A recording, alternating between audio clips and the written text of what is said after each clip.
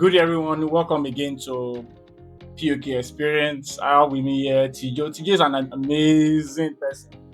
I've seen her do a lot of stuff. I've watched her do a lot of stuff. I knew her from Twitter, and I've seen her do good stuff, good work. I've patronized her business. I've been in the pipeline as well, so I experienced that business. I experienced the customer service, the communication, and I was like, this amazing woman doing good stuff. Let me have a chat with her. Let me see how she's doing some good stuff. Maybe you guys can learn one or two things from there. Tijo, how are you doing? Hi, I'm very well, thank you. So, funny, the name you just called me, I was making a tweet about it. It's not my government name, but yes, I like it when Really? people call me Tijo. Yes, it's not. My actual name is Temi Akanmode, but Tijo is a name I gave myself when I was doing my shoe business, and it's a name that resonated with everybody, and I like the way it sounds whenever people say it. It's very catchy. It's very yes. My name is Tijo, so everyone can call me Tijo. It's a very fascinating name. So maybe I can officially call it my stage name. All right, seriously, I'm learning that for the first time. Well, everybody is learning it for the first time, so I actually tell them the truth. Well, it's a stage name, so I have decided to adopt it. So, yeah. Okay. Cool. The first question I will ask you today is, so I've seen you engage with customers in Nigeria, customers abroad, and I've also been in the pipeline. I've engaged your business. I've experienced the customer service. I can say one of the things I like about customer that you forgot to add something. A high-paying customer that. Thank you. So, one of the things I would say about the business, aside the quality of the work you are doing, is the customer service. You don't see that everywhere where the Nigerian business wants to communicate with you. Is there a difference? Where do you learn this from? Why do you even do this at all? Okay, so I have a background story, and I will start from the fact that I started doing business in school, right? And one of the things I recognized early stage was that communication is something that a lot of customers crave or they love to have. And I don't think it's out of box. I feel like it's the best minimum you can give to your customer that is paying you money to get something from you. So there's this thing that most customers complain about, which also, I will not say that we're 100% perfect. I will just say that we are working towards being the stellar brand that you would want to always work with and, reckon yourself with. I don't know if that's the right term, but then at least be familiar with. I would say that I like it that my customers are a bit comfortable to say, oh, this is what we didn't like, this is what we did not like. And communication is how you can lose a customer and how you can gain a customer. Like I said, I started running business in school, and that time taught me something. When you don't give a customer feedback, they feel like, oh, now that you have taken my money, you have decided to not communicate with me again.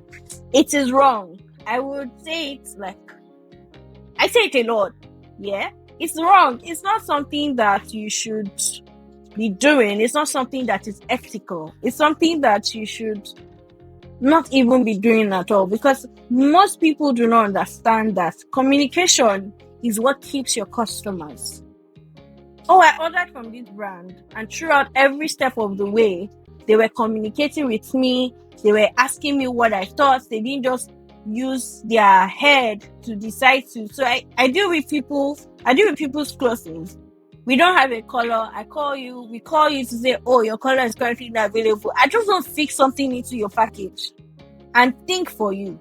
It is not my job to think for you. It is your job to tell me what you want me to do for you. And regardless of how you see it, I'm providing a service. You're paying me for that service. And I run an online business, which is supposed to be a convenience, not an inconvenience. So here's how I see business, right? I'm running a convenient business. For you, you don't have to go to the market to get whatever it is that you want to get. I already have it. My job is to pack it, tell you what we have available, and you choose what you want to get from us, and then I send it to you. It is also my job to make sure that every single step of the way, you are not confused about the service I'm providing to you. You are very much inclined with it, and you're like, oh, I really want to get this, I really want to get that, I'm really happy to do this with this business, I'm really happy to, like, it's a thing of joy whenever a customer is like, oh my god, your customer service is really good, is really nice. And one of the ways I've been able to get that done is social media managers will clap for me now and say, oh my god, she gets it. But yeah, we have a different person that responds to DM and a different person that posts on social media. And that's because I want it to be that when you wake up every day, your main focus is how to deal with customers and how to be like better for customers. I have a way that I run my business in a very short time, and I can see that it works. When you have people that are specific or have specific duties, you're able to get a good return of your investment by 100%. Than having someone that does, a lot and everywhere. No. So people who have patronized Tijo and Co can say that Stephanie and Olamide, attend to them on different platforms. Stephanie handles Instagram and WhatsApp. Olamide handles Twitter. And here's the thing about it. People who buy on Instagram also love to chat on WhatsApp. So it's just very good to get the same person to do that, because that's like the trick behind it. But sometimes somebody would see the WhatsApp link or Twitter and then want to send a message, but then they also send a message on Twitter. So they do. Yeah. Whichever platform I get a response first, that's the platform I'm going to stick with, right? So we've trained our people to say, okay, you handle Instagram and WhatsApp. Here you have people that are impulse buyers. People who want to buy and get away with it. Like, they see something on Instagram. It's not on budget, but they want to buy it. And they want to, get along with it. I'm like, okay, so you have to check the messages like every 5 minutes to be sure that you don't lose out on this customer. Because the very first 10 minutes that a customer is texting you that's the stage that you have them. Once they send their hi, you respond by with hi. I promise you're taking their money. But when they said that hi, and then you're responding to them like 2 hours later, I'm like, let's see how that conversation goes. Then it's not kind of like difficult, but we have a line of thought at Tijo and Co. If you text us, we're taking your money. We don't have to take it now. We don't have to take it now. No. We will definitely take it at some point.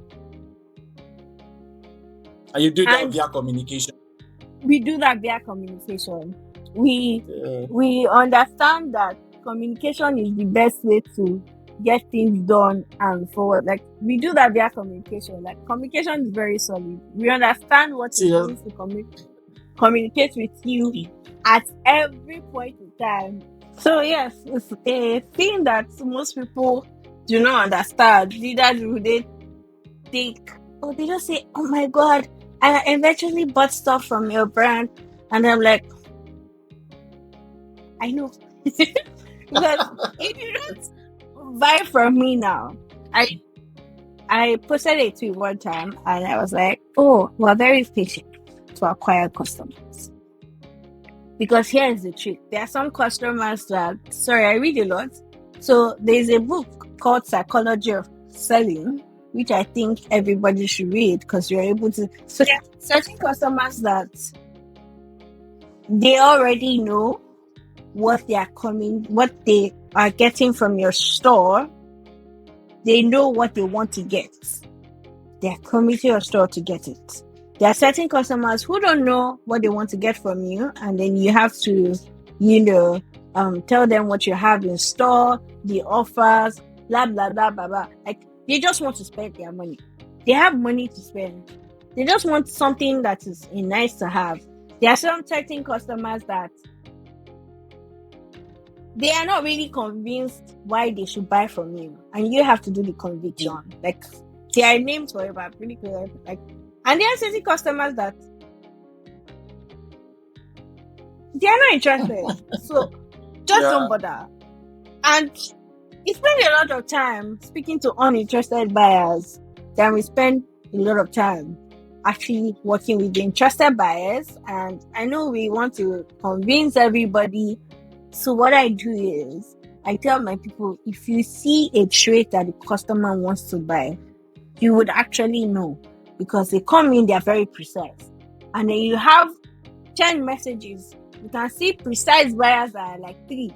Deal with those ones first. Then come back to the guys that who you have to help make a decision. Before you go to the people that are not interested in buying now, but they want to make an inquiry. I'm not saying that everyone is not important, but what I'm trying to say is that you have to pick them out in stages, because you need more time to convince. Yeah, you segment them. You need more time to work with the people who need you to help them make a decision. And there is a process towards it. We have a sales book, so you're being taught like how to do it, how to speak to the client, that the client is like, okay, now this is where I want to spend my money. I have clients that will say, it takes time. Yeah, it takes time. You need to understand that something this takes time. Sorry, that's what you said.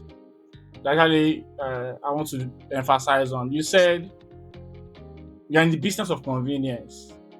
And the majority of people selling online, they don't understand this, that what if you're building a business online, you're selling a physical product that anybody can walk to a store and buy.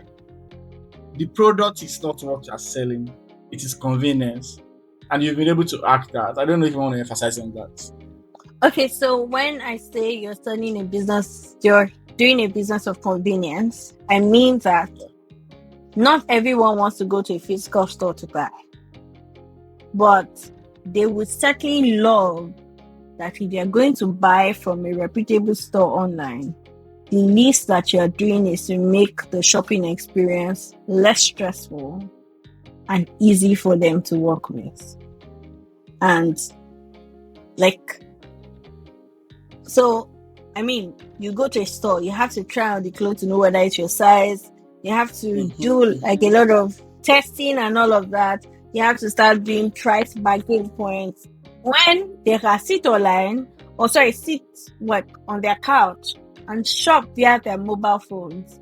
And, it's a one easy type of thing. You're not wasting their time.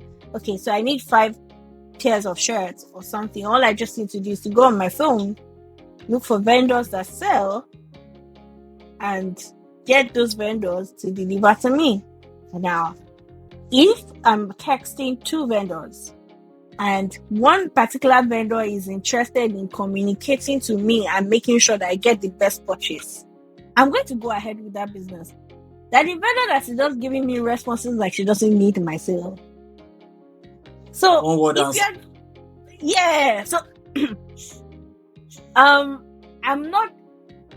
I know I should keep this, but I will say this, that whenever you text us at Tijo, we ask you how you want us to send the information to you. There are some people that like information being passed to them in paragraphs. Some people like it in sentences. Some people like it when you send everything as an entire message. You're not breaking anything. Like you're sending one text, another text. Some customers will like that. So that's what I mean, like in paragraphs or in sentences. So we ask our customers, how would you like this communication to go? Would you like us to send you? And lucky, we found out that in particular interests certain customers, because they're like, I don't understand. Like, why do you care so much? I'm the queen. I'm the queen. Yeah. Like, why do you care? Like, but the thing is, some people feel overwhelmed if you just send a lot of messages to them.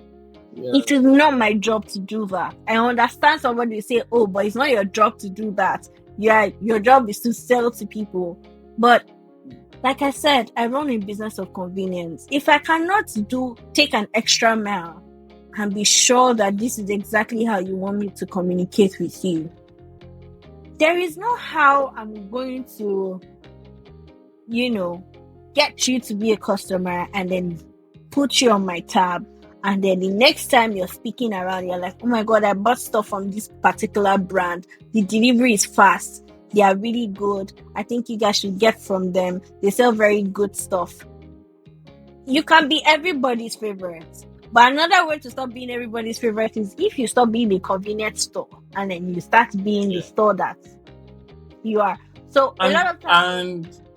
And then people say that while providing all of these services online, they then overprice. Well, I have something to say to that. Now, when you're buying something from a supplier, it's a price point thing. So the thing about business most people do not understand is that even your supplier has a supplier and then there's a way that they do it. Right. So, we always say that, we have wholesalers, we have retailers, we have distributors. Your distributor has to sell that thing to you in a very... So distributors deal with companies. So if there's something wrong with your product, your distributor can easily fix it. Can easily return the items back to the company and then they get an exchange, right? Because they have an agreement. Especially if the product is not opened and then they open it and then they see something. Like, it works. Like, there has to be like an exchange, yeah? Your wholesaler buys from your distributor. Your wholesaler can order for 14 cases of, something. And then if something is wrong with it, your distributor will say, they packed it well. Blah, blah, blah, blah, blah, blah, blah, blah, blah. You yourself, you would, of course, make accommodation for those losses and all of that. But, of course, you can always get your distributor to change it for you because, it's new. It's one of the reasons why they will say, I just received shipments from my distributor, and you see them checking the shipments that they got. So that in case there's an error, they can easily send it back to them. Then you have retailers. This is where it gets dicey. Retailers are the end buyers. Some of them have the flexibility to exchange that product with their wholesaler. That's if the wholesaler is the type of wholesaler that, they have a cordial relationship with. But some of them just buy from wholesalers. They don't. So some people just buy and then, they sell and all of that. Now, your retailer has to price this item from the price that they got it from their wholesaler. They have to price it times 2. Because if something is wrong with it, especially those who do production and all of that, if something is wrong with it, how would they get money to replace that item? Replace it. Then they add their packaging cost, their transportation cost, and also their profit. So it's not like, this business is trying to... If you work in the production units, you can testify to it that this is how things are being done. And but people still overprice, Tijo. So I still think people overprice. People have profit margin that they want to earn from a business.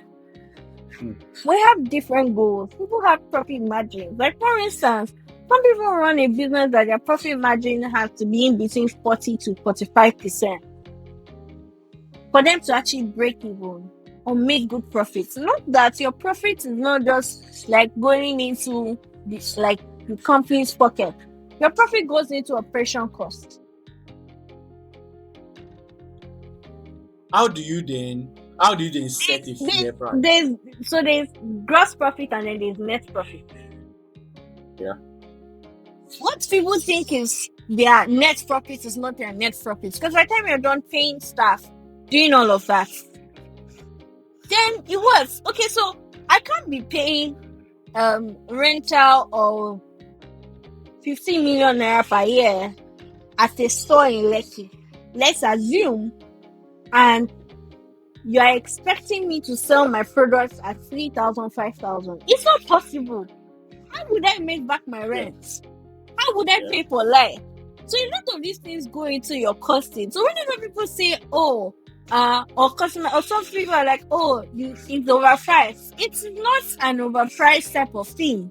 You have to look at, there are a lot of things that businesses service for them to conclude at their price or arrive at their pricing. I know you will say, oh, I'm defending you, but I mean, like, a lot of times I think, so the truth about it is, everybody, service businesses to do it. You see a price from another service-based business and you're saying, oh, the price is a lot. You don't even know the cost that these people are incurring.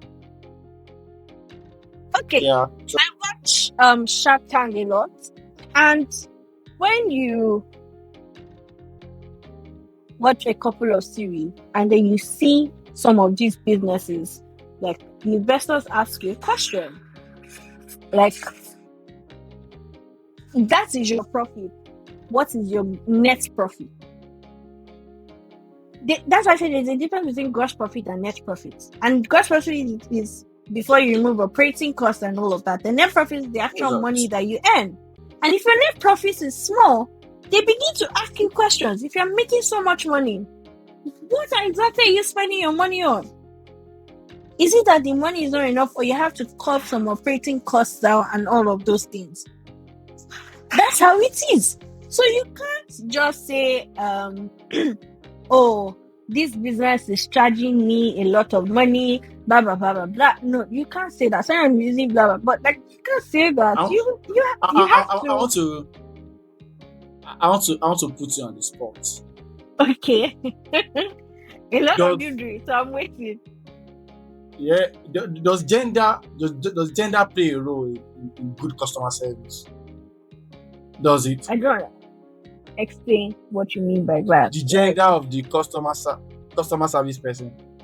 The gender of the customer service person, does it play a role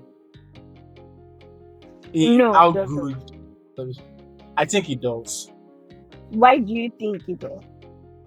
So the thing is that if I'm calling MTN and a guy picks it, I get angry. Wait, okay? I'm serious. Yeah, because okay. I'm saying from a guy perspective. I've worked in one of my companies I work for.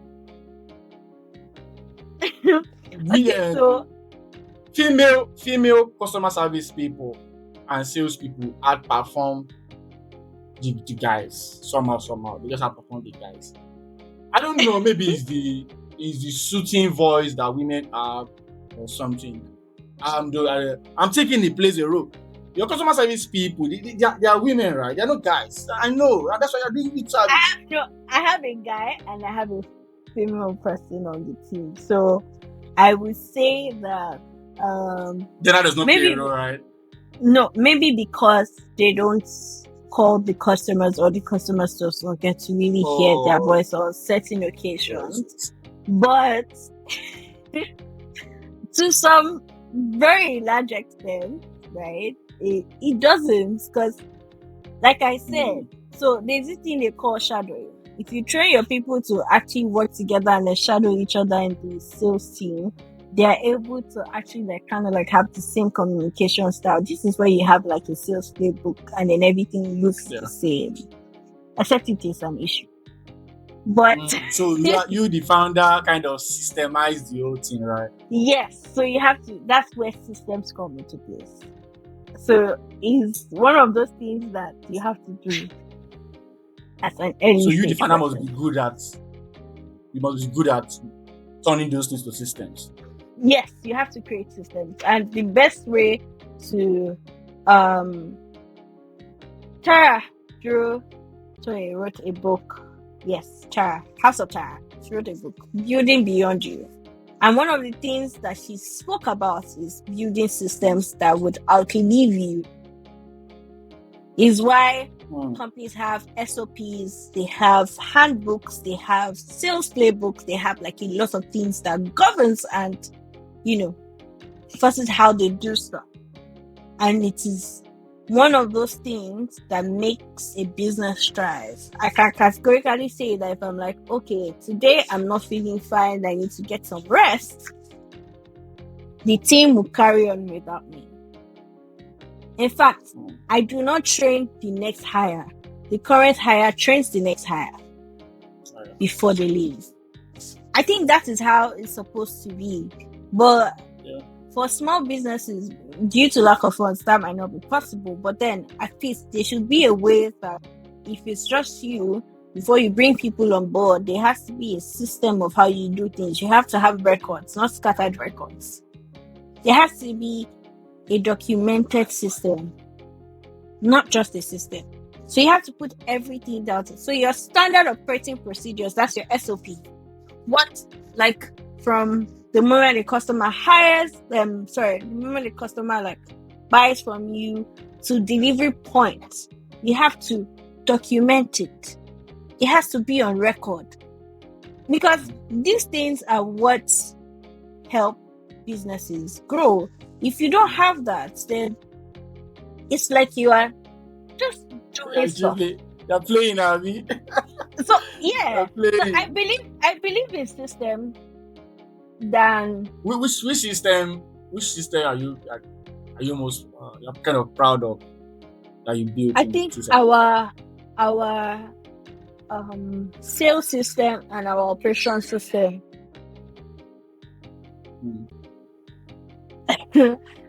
I would give tell me about it. Tell me the operation one.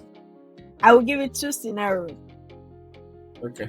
My operations manager she gave me 2 weeks notice before she left, which normally should be around a month so that you can hire someone. Yeah.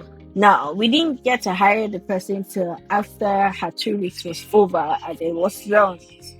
But luckily for us, of course, there will be trainees and all of that. Right? So we have a handbook, that's a handover document. And when the person read it, she was like, wait, are you serious? Like, you know, when you're coming for a role, you think you are going to get in there, establish stuff.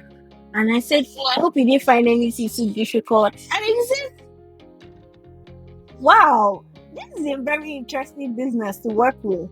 And I'm like, well, that is what we have on paper. But there are other things. So yes, that she knows that she was thinking, oh, she's going to come into the sales, work some stuff, try and do things. It's what a lot of them think that they're coming to do. When you come to T's and Co, there's already an existing system.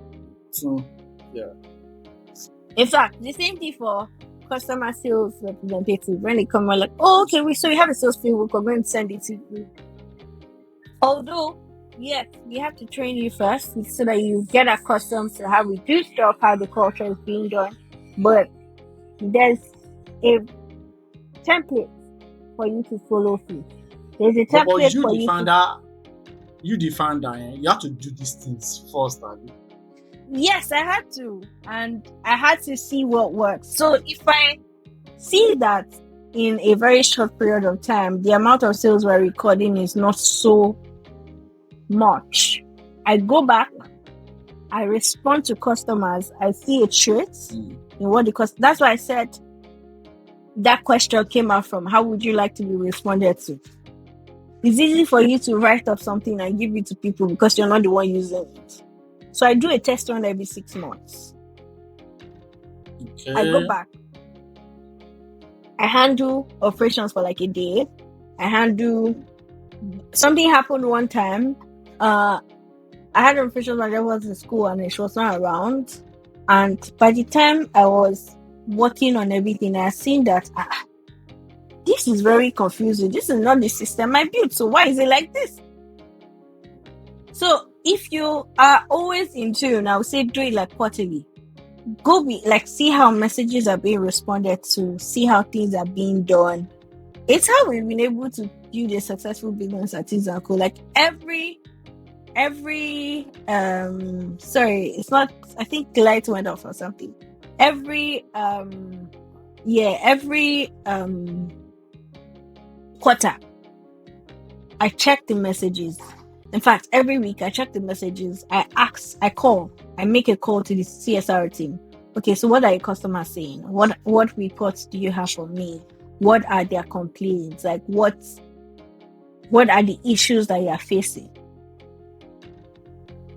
You see, these questions don't come from oh, hi, Tijo, this is what we're facing at the moment. Or I wait for hell to break loose before somebody is telling me, oh, this is what happened this week or something. I don't wait for that. I go in, check their messages, see how you responded to a client. In fact, sometimes correct the conversation and tell them, this is how you should respond to the client. If you need help, come to meet me. Because necessarily, my money funnel are these customers. One mistake. Just one. So it's obviously. So it's something that whenever I say, people are like, are you serious? This is all you do? Yes. In fact, 1 a.m., 2 a.m., I'm up, going through all the messages, and I send it to the group. I'm like, you responded to a customer like this. How? Why? What happened? You didn't respond to this customer. Then I see, oh, you called the customer. I'm like, when you call a customer, you're supposed to send a message to back up the call that you had so that it's record keeping. Because now I don't know whether you called that person or not. But however, please still send a message to that person so that I know that that's exactly what you did and that's exactly what happened.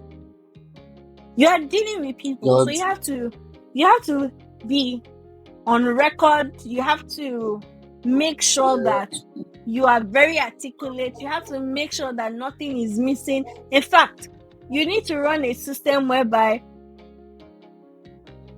it's so tight to the point whereby everybody's like, okay, yes, this is a brand I want to shop from. Because you can't leave anything to chance. It's a very dicey, and when it comes to customers and their information, you have to be very private about it. You have to understand that you're dealing with people here. You're dealing with people's addresses. So you have to be very, very, very, very conscious. You don't even know what's going on if you don't do your day-to-day check-in, check-outs. Like, a lot of things will go amiss. At some point, there might be people who will do these jobs and then, go in, check in whatever it is that they did. But I can say that I'm very hands-on when it comes to my business. And I think it's one of the things that has given us the wings to fly in such a very short period of time. Because we're just 2 years and we've grown a very fantastic community. So when you ask that question, I'm like, it's a no-brainer type of. You have to be hands-on for you to get it right and then get it done properly. If you're not, you are going to lose out on the exact thing that made you start running a convenient business. It's like a convenience store. You have to make sure that Tijo, with all of these things, with all of these things that you are handling this, handling that, as a Gen Z, what do you think about work-life balance? You often say that there's no work-life balance. So I'm thinking, if Tijo is checking messages by 1 a.m., maybe that's why she said there's no work-life balance anywhere. Okay, so I have a bad habit, and that's why I said there's no work-life balance. My bad habit is that I have embedded my work into my life, that there is no actual separation from it. It's bad, but I don't think it's bad, but I think it's like a good thing, right? So I am my brand. My brand is me. My brand is how I function. My brand is how I make money. I am nothing without my brand. So if you take Cheese and Co away from me, what you will find is Temi Akanmode, who likes to just do stuff.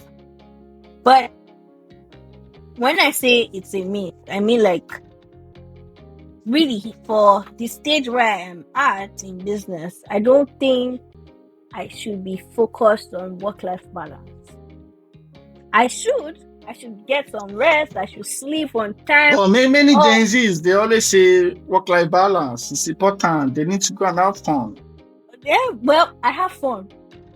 Ask anybody. I have a lot of fun. When it comes to having fun, no, you can't miss me out on that. The same way I like to do my business, I do something, I work hard, I play hard, and then I ball hard. When it's time for that, there are times whereby I look at everyone and I'm like, you know what, today we're going to enjoy ourselves. But at the same time, well, that's what they call balance, because you need to know when it's visible or Well, when... it's because you're saying that because it's majority of work. Well, I do work all the time. In fact, I might not step out in like 6 months, 3 months. I have accounts. I have days whereby I don't go out. But I do one thing for myself. Day in, day out, I try to take out some time to at least rest my head. If I wake up from a power nap, trust me, I'm going back to work. There's something I'm waking up to remind myself about. But is it a me? For me, it is. For every other person, it might not be. But it's like, so the days I decide to actually go out, I'm probably just coming back from the workshop by 9-10 p.m. Like 9-10 p.m. And I have to go and catch up with my friends by 11 p.m. So for me, it's like a lot of stress when I can just go to my bed, check the remaining things I want to do, and then go and sleep. But like, I need that time out to, re-energize, cooperate. It might not even be going out for late night stuff. It might be that, I just pick up my bags, I'm going out to have like a cup of coffee. I love my coffee. So it's like going out to have like a snack or something like that. And it has to be properly brewed, because it has a way of, so if I'm working on stuff, right? I'm working on projects, I'm working on things, I go out to re-energize, get some. So whatever it is I'm doing has a little bit of work in between it. In between. But that's why I said, for me, it's a need, because everything I do, so if I'm trying to get my head in a very good shape, I'm most likely not doing it so that I can feel okay or feel alright. I do it so that at the end of the day, I have a better brain to give to my team members, and I have a better brain to give to my customers. Let's talk about skill. Okay. There's something that Edo State governor said one time. Governor Obaseki Deno. It's not this one that is there. He said Nigerians, we don't think about scale when we are thinking. And actually, I was actually a culprit of that kind of thing. Because if I want to create a shawarma stand now, I would just say, how can I serve my street or Akure here? Many people, when they are starting businesses, they don't think scale. They don't think, how can I sell 1 million of these?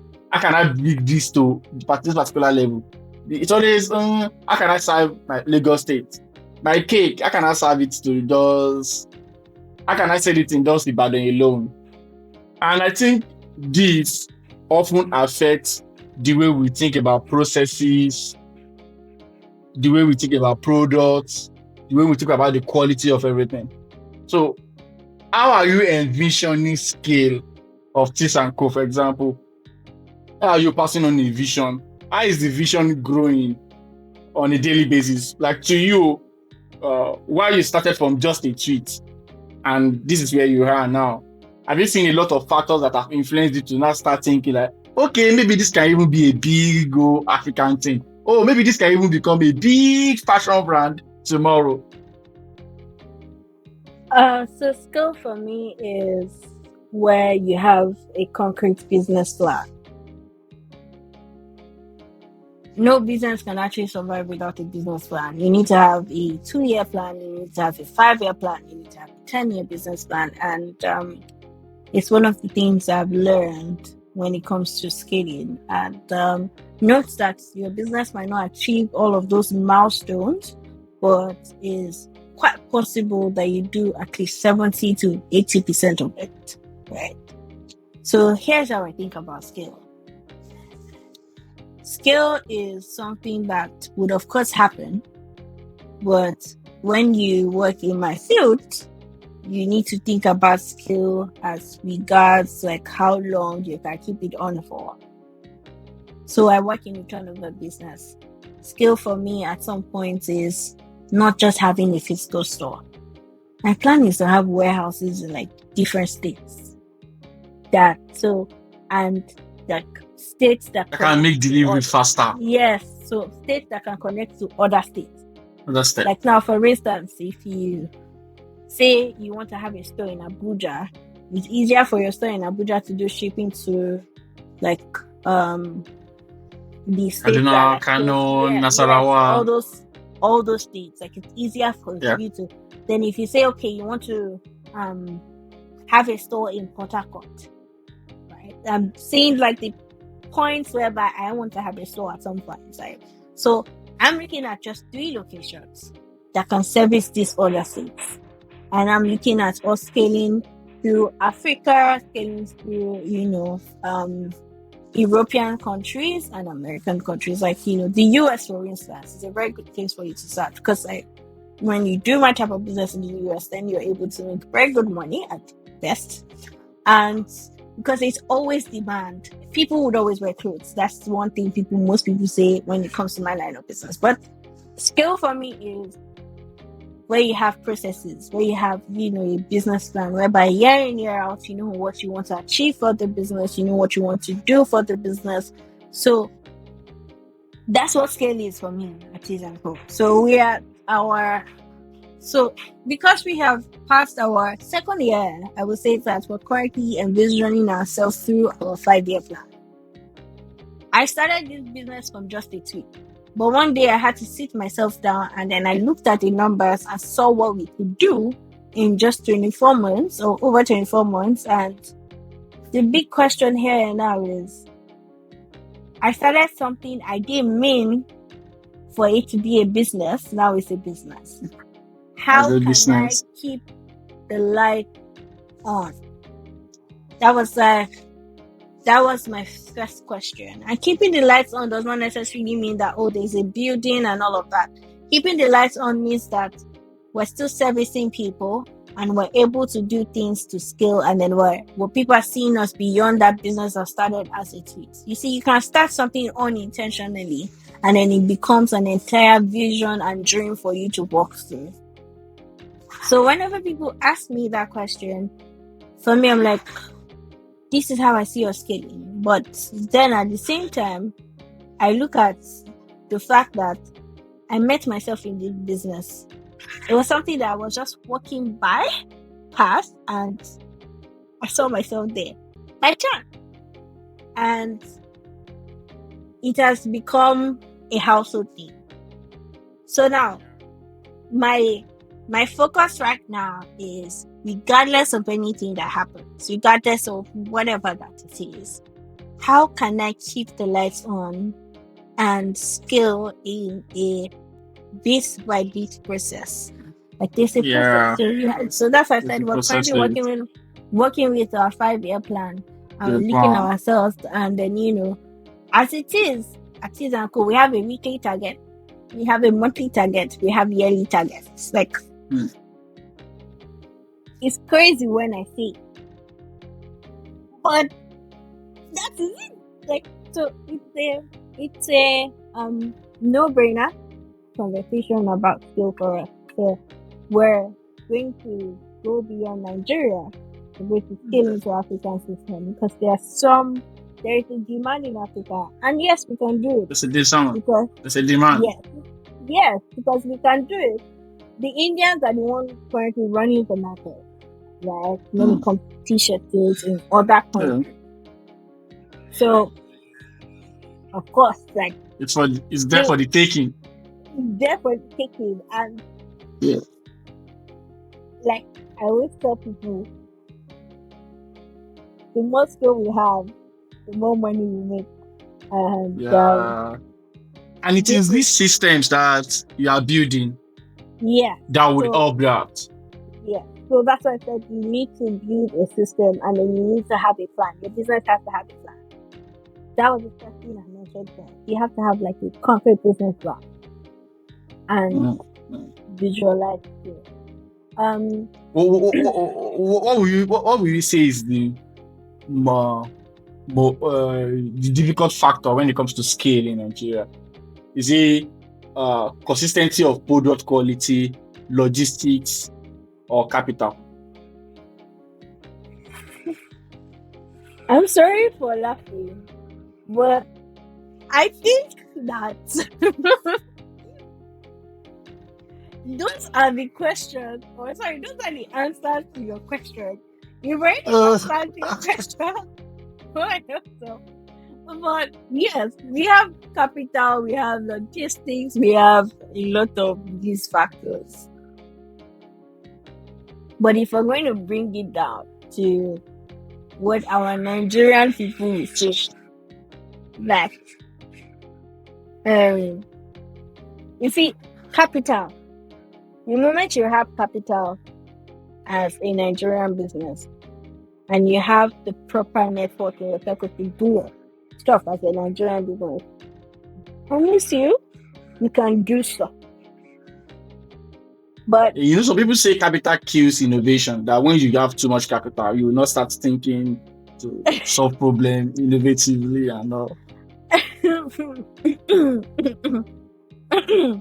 the people that are talking about it, they should try and have the capital first. I would say have the capital first before you start thinking that it kills innovation. Are you trying to say that, like, what's the name of this business? We're saying businesses that have capital and they keep re-innovating, they keep doing stuff. Like, so are you trying to say that they're no longer innovating stuff because they have the money now? No, it's a chance for them to. I have tried so hard not to speak like my dialect in this interview, but I would just say it's like tí o bá ní owó lọ́wọ́, àwọn owó kan wà tí o bá ní lọ́wọ́ láyé yìí, àwọn kankan wà tó máa ṣe. That you can easily execute now. Yeah, because actually, man, open mind, it's why when you don't have money, you think you can't do this, you can't do that. Have money first. Do the things that you're able to do. Capital is important. So you need the capital for your business to scale up. Just really good for your business. Thank you very much, Tijo. I've had an awesome time talking to you.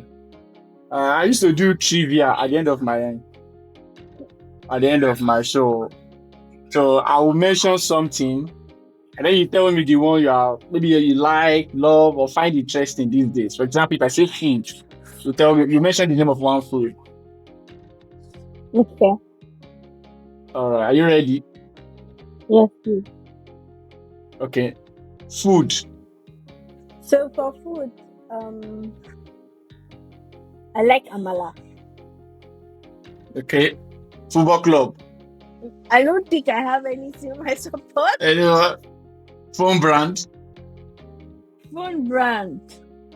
As far as it works, as far as you can make calls, I really care. Yeah. Anyway, is it iPhone? Anyone you find interesting these days? No, for me, a phone is a functional device. I'm a functional person. I like functionality over any other thing. So yes. A book author. That's a very dicey one. Because I do have a lot of authors that I find quite fascinating. There is Chimamanda. Then there is it Damilola Koko, the lady that wrote All the Men in Lagos Are Mad or something? I can't even remember. Okay. Then there is I need to check. Okay, then there's Brian Tracy. There is Richard. The guy that wrote Rules of Wealth, like all those series, Richard Tambler or something. I've forgotten his name. Yeah, that's another author that is really fascinating. Then Okay. I think that's just like a few I can mention at the moment. And book. Book, like my favorite book. Yeah. How to Sell Like Crazy. Okay. Language. French, Yoruba, And then the last one, country. country. Maybe I can pick from countries I've been to. I mean, I've been to the UK, been to the US and Dubai, and I think they're quite interesting countries. So I think I'll just Like that. pick this one for now. Okay. Did I find any more Thank you very interesting much. countries to add to my list? All right. Tijo, what will you leave us with? Any message to business owners that will be listening to you? So I would just tell everyone to do it afraid. I mean, I started my business from a kid, so here I am. So yeah, do it afraid, and always remember that mistakes are part of life. Everyone will make mistakes, but what you do with those mistakes are what counts for you at the end of the day. I know someone will say, do it afraid, okay? You don't have a choice, because sometimes there's a saying, the steps you don't take or something, like I can't really remember, but you never really You miss all the chances you don't take. yeah. You never really know what will happen if you don't decide to do that thing that you want to do. So rather than think of what is, so rather than think of what is, like, do it afraid. And one more thing, you're already crazy enough to run a Nigerian business. What do you have to lose to keep it going and then keep making drastic decisions? Business is all about risk. So take risk today. Be like me. I'm a very good risk taker. Thank you very much, Tijo. And thank you guys for listening. I'll see you some other time.